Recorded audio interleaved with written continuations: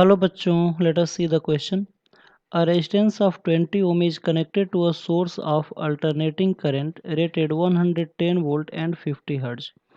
Find the time taken by the current to change from its maximum value to the RMS value.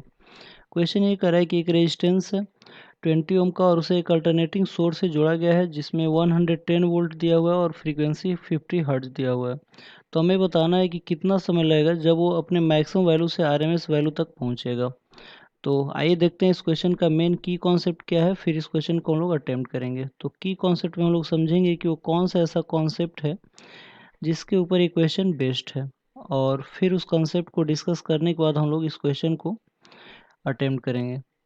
तो आप लोग देख सकते हैं यहाँ पे अल्टरनेटिंग करंट की बात हो रही है, यानी कि जो क्वेश्चन है वो अल्टरनेटिंग करंट के इंस्टेंटेनियस करंट के वैल्यू पे बेस्ड है, यानी कि this question is based on alternating current. ये जो क्वेश्चन है वो अल्टरनेटिंग करंट के ऊपर बेस्ड है।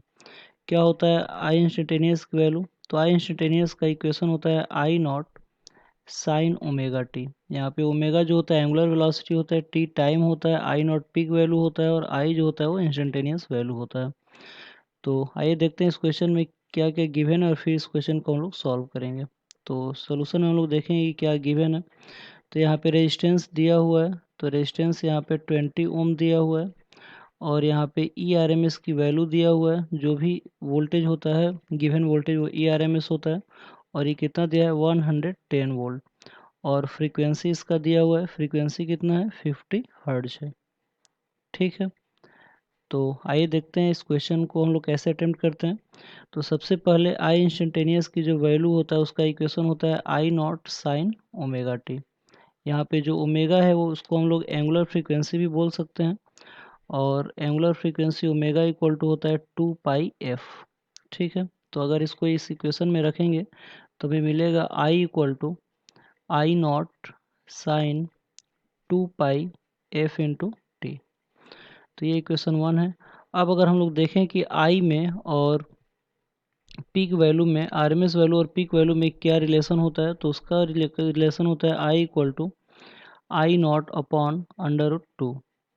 और ये पहला और दूसरा इक्वेशन को अगर हम लोग देखेंगे तो लेफ्ट साइड दोनों का इक्वल है, तो राइट साइड भी आपस में इक्वल हो जाएगा। तो ये हो जाएगा I naught upon root 2 equal to I naught sine 2 pi F T.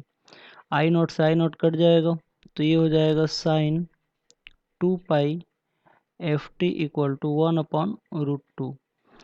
तो यहाँ से हम लोग देखेंगे कि 2 पाई एफ टी जो है यहाँ पे एंगल है, तो 2 pi F T equal to हो जाएगा पाई/4, क्योंकि 45 डिग्री का वैल्यू होता है, साइन 45 की वैल्यू 1/√2 होता है। तो यहाँ से पाई कैंसिल आउट हो जाएगा, तो टी की जो वैल्यू आएगी ये आ जाएगी टी इक्वल टू 1/8f। और आप लोग देख सकते हैं कि जो फ्रीक्वेंसी है वो दिया हुआ था क्वेश्चन में 50 हर्ट्ज, तो यहाँ पे इसकी वैल्यू रख सकते हैं। तो t इक्वल टू आ जाएगा 8 इंटू 50 हर्ट्ज, तो ये हो जाएगा 400 सेकेंड। और अगर इसको हम लोग सॉल्व करें तो इसकी वैल्यू आ जाएगी 2.5 इंटू 10⁻³ सेकेंड। तो ये इस क्वेश्चन का सही आंसर होगा। तो आई होप आप लोगों को ये क्वेश्चन समझ में आया होगा। Thank you very much, good luck.